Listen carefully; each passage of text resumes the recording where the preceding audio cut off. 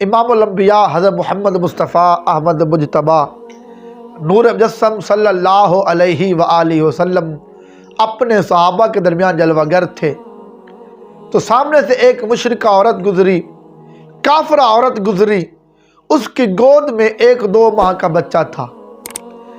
جب اس 2 ماہ کے بچے کی نظر حضور کے چہرے پہ پڑی تو بچہ اپنی زبان سے بول اٹھا، السلام علیکہ یا رسول اللہ، یا اکرم الخلق اللہ۔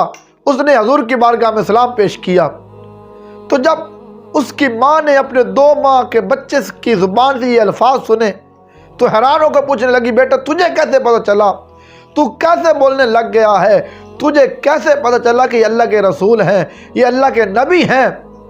تو وہ بچہ جو 2 ماہ کا بچہ تھا اپنی زبان حال سے بول کر کہنے لگا، ماں مجھے اس اللہ نے بولنے کی طاقت دی ہے، مجھے اس نے بولنے کی طاقت دی ہے جس نے سب کو بولنے کی طاقت دی ہے۔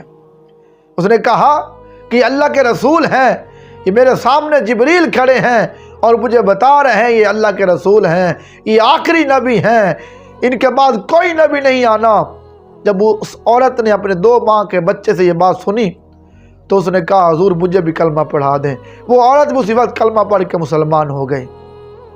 اور مسلم شریف میں مولانا روم فرماتے ہیں کہ جب حضور نے اس 2 ماہ کے بچے سے پوچھا کہ تیرا نام کیا ہے، اس نے کہا، یا رسول اللہ، یا حبیب اللہ، میری ماں نے میرا نام عبدالعزیٰ رکھا ہے لیکن میرا اصل نام عبدالعزیز ہے، میرا نام اصل نام عبدالعزیز ہے۔ احباب احتشام، اس واقعے سے پتہ کیا چلتا ہے کہ 2 ماہ کے بچے کو بھی حضور نے پسند فرما لیا، اس کو بھی ہدایت آ گئی۔ اور افسوس ہے ان بدبختوں پہ جو بڑے بڑے مکے کے رئیس تھے، جو اپنے آپ کو بہت بڑا سمجھتے تھے، وہ ان بدبختوں پہ افسوس ہے کہ وہ حضور کا کلمہ پڑھ کر مسلمان نہ ہو سکے۔